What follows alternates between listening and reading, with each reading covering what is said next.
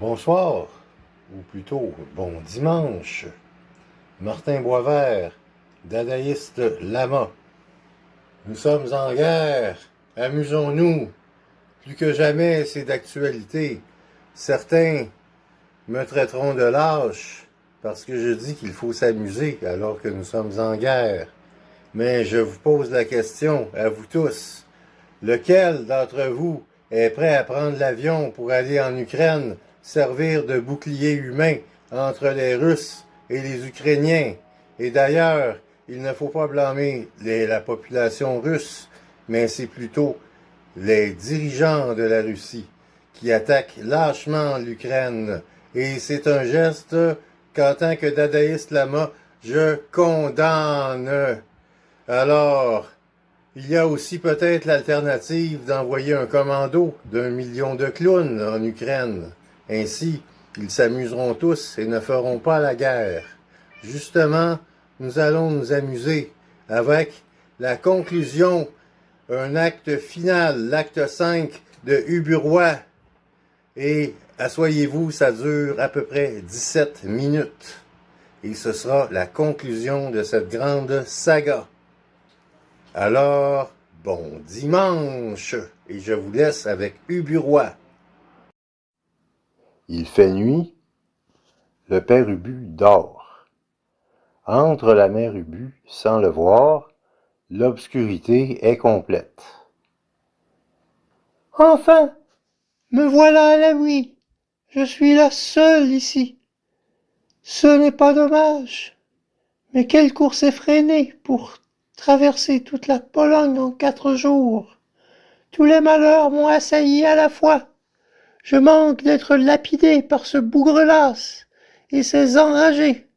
Je perds mon cavalier, le palotin Giron, qui était si amoureux de mes attraits qu'il se pâmait d'aise en me voyant, et même, m'a-t-on assuré, en ne me voyant pas, ce qu'est le comble de la tendresse.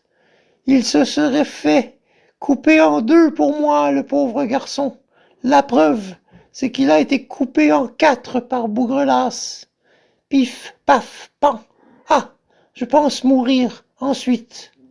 Je prends la fuite, poursuivi par la foule en fureur. Je quitte le palais. J'arrive à la Vistule. Tous les ponts étaient gardés. Je passe le fleuve à la nage, espérant ainsi lasser mes persécuteurs de tous côtés. La noblesse se rassemble et me poursuit. Je manque 1000 fois de périr, étouffé dans un cercle de Polonais acharnés à me perdre. Enfin, je me trompais, je tromperai leur fureur. Et après 4 jours de course dans la neige, ce qui fut mon royaume, j'arrive à me réfugier ici. Je n'ai ni bu, ni mangé ces 4 jours. Bougrelas me serrait de près. Enfin, me voilà sauvé. Ah, je suis morte de fatigue et de froid. Mais je voudrais bien savoir ce qu'est devenu mon gros polichinelle. Je veux dire mon très respectable époux. Lui en ai-je pris de la finance? Lui en ai-je volé des Rixdal? Lui en ai-je tiré des carottes? Et son cheval à finance, qui mourait de faim. Il ne voyait pas souvent d'avoine, le pauvre diable. Ah, la bonne histoire. Mais hélas, j'ai perdu mon trésor. Il est à Varsovie. J'irai le chercher qui voudra.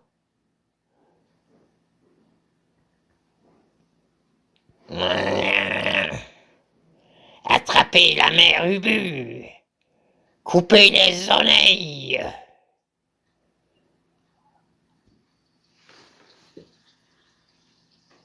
Ah!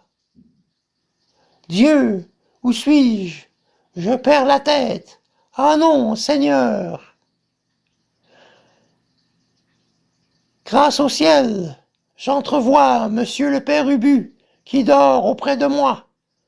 Faisons la gentille Eh bien, mon gros bonhomme, as-tu bien dormi? Fort mal.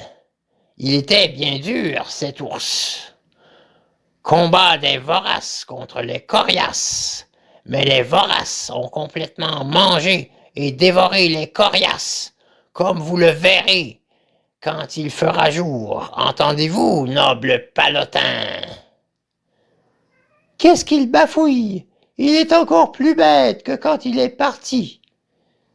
Ah, qui y en a-t-il? Pile, répondez-moi, sac à merde. Où êtes-vous? Ah, j'ai peur. Mais, enfin, a-t-on parlé? On a parlé. Qui a parlé? Ce n'est pas l'ours, je suppose. Mordre. Où sont mes allumettes? Ah, je les ai perdues à la bataille. Profitons de la situation, de la nuit. Simulons une apparition surnaturelle et faisons-lui promettre de nous pardonner nos larcins. Mais, par Saint-Antoine, on parle. Jambe-Dieu, je veux être pendu. Oui, monsieur Ubu, on parle en effet. Et la trompette de l'archange, qui doit tirer les morts de la cendre et de la poussière finale, ne parlerait pas autrement. Écoutez cette voix sévère, c'est celle de Saint Gabriel, qui ne peut donner que de bons conseils. Oh, ça, en effet. Ne m'interrompez pas, ou je me tais, et ça en sera fait de votre giborgne. Ah, ma gidouille, je me tais, je ne dis plus un mot. Continuez, madame l'apparition. Nous disions, monsieur Ubu, que vous étiez un gros bonhomme.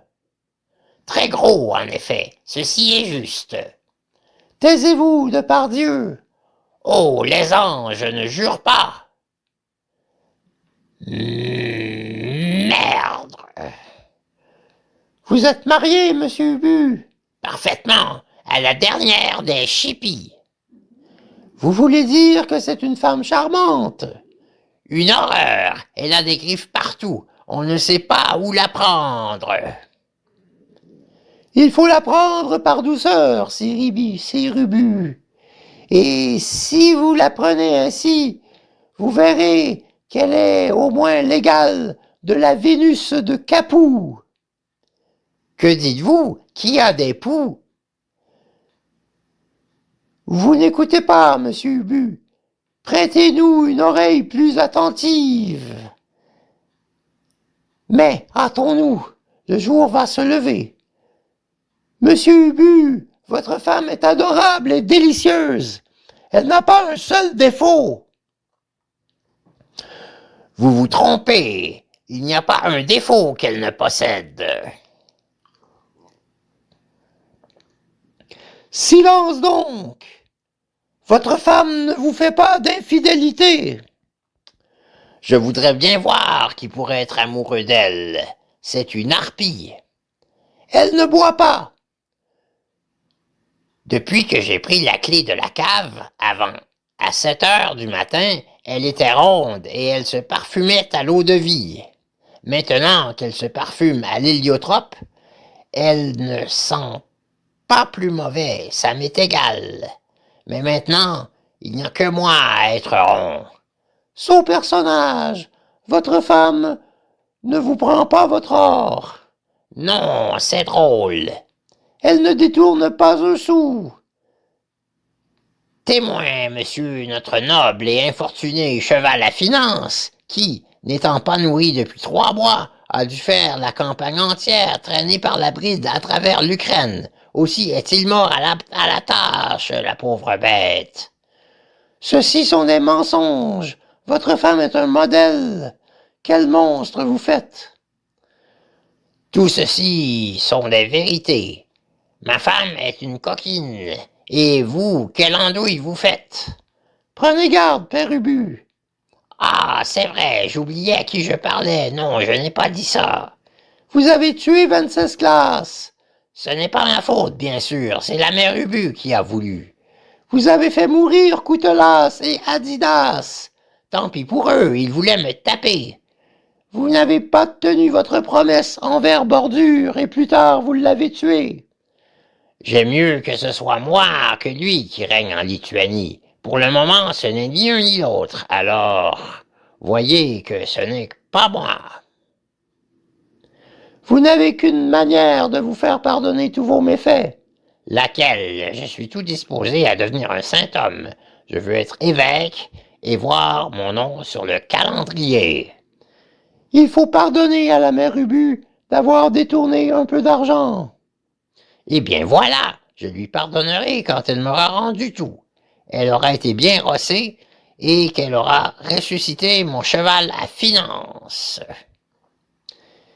Il en est toqué de son cheval. Ah, je suis perdu, le jour se lève. Ah, c'est trop fort. Je vois bien que c'est toi, sotte chipie. Pourquoi diable es-tu ici? Giron est mort et les Polonais m'ont chassé. Et moi, ce sont les rustres qui m'ont chassé. Les beaux esprits se rencontrent. Dis donc, qu'un bel esprit a rencontré une bourrique. Et eh bien, il va rencontrer un palmipède maintenant. Ah, grand Dieu, quelle horreur! Ah, je meurs, j'étouffe, il me mord, il m'avale, il me digère. Il est mort, grotesque. Oh, mais au fait, peut-être que non. Ah, Seigneur, non, il n'est pas mort, saurons-nous. Pasteur, notaire, qui est-ce? Tiens, où est-il? Ah, Seigneur, la voilà encore, sotte créature. Il n'y a pas moyen de se débarrasser d'elle. Est-il mort, cet ours? Oh oui, sotte bourrique. Il est déjà tout froid. Comment est-il venu ici?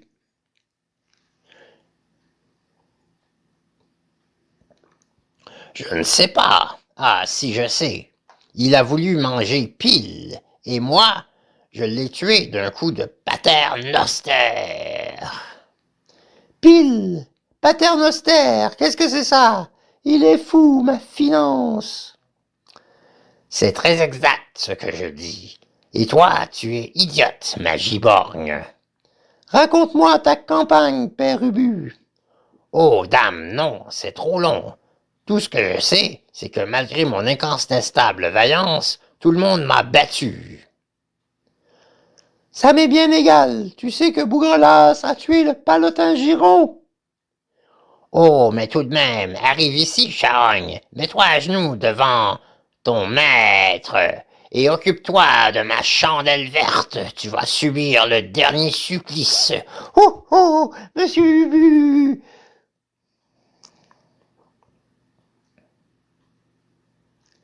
C'est alors que Bougrelas et ses soldats, plutôt ses paysans polonais, se dirigèrent vers la caverne. En avant, mes amis. Vive la Pologne! Oh, oh, Oh, attends un peu, monsieur le Polognard. Attends que j'ai fini avec madame ma moitié. Tiens, lâche, gueux, sacripant, mécréant! Tiens, Polognard, soulard, bâtard, hussard, tartare, cafard, mouchard, savoyard, communard. Tiens, capon, cochon, félon, hystérion, fripon, souillon, polochon! Dieu, quel renforcement! On a des pieds, messieurs les Polonais! De par ma chandelle verte, ça va-t-il finir à la fin de la fin? Encore un. Ah, si j'avais ici mon cheval à finance. Tapez, tapez toujours! Vive le père Ubu, notre grand financier! Ah, les voilà! Les voilà, hurrah! Vive les pères Ubu! En avant, arrivez, on a besoin de vous, messieurs des finances! À la porte, les Polonais! Nous renvoyons, monsieur des finances, en avant, poussez vigoureusement, gagnez la porte. Une fois dehors, il n'y a plus qu'à se sauver. Oh, ça, c'est mon plus fort, comme il tape. Oh Dieu, je suis blessé. Courage, c'est Rubu. Ah, j'en fais dans ma culotte. En avant, corne gidouille.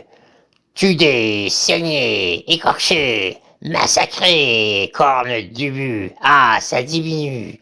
Il n'y en a plus que 2 à garder à la porte. Et d'1, et de 2. Ouf, me voilà dehors. Sauvons-nous.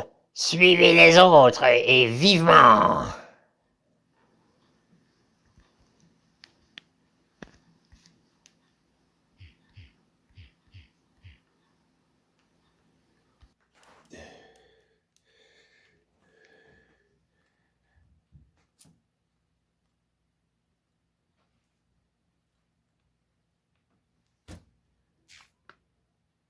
Ah, je crois qu'ils ont renoncé à nous attraper. Oui, Bougrelas est allé se faire couronner. Je ne la lui envie pas, sa couronne. Tu as bien raison, Père Ubu. Ah, quelle belle brise! Il est de ce fait que nous filons avec une rapidité qui tient du prodige. Nous devons faire au moins 1 million de nœuds à l'heure, et ces nœuds ont ceci de bon qu'une fois faits, ils ne se défont pas. Il est vrai que nous avons vent arrière. Quel triste imbécile. Plus la ronde, sous le vent, bordez la misaine. Il serait temps de boire et de chanter. Ah, quel délice de revoir bientôt la douce France, et nos vieux amis, et notre château de Mondragon. Merde! Nous sauterons dans la prochaine bouche d'égout, et de par ma chandelle verte, nous voyagerons comme 2 étrons dans l'espace et le temps pour revenir au Québec, pour revoir cette bonne poire de dadaïste lama et corne gidouille. Nous pourrons abuser de son hospitalité et peut-être même espérer retrouver notre royauté. Ha ha! Mais toute bonne aventure finit par une chanson. Entonnons la chanson du décervelage. Je fus longtemps, pendant longtemps, ouvrier et bédiste, dans la rue du Champ de Mars, de la paroisse de Toussaint.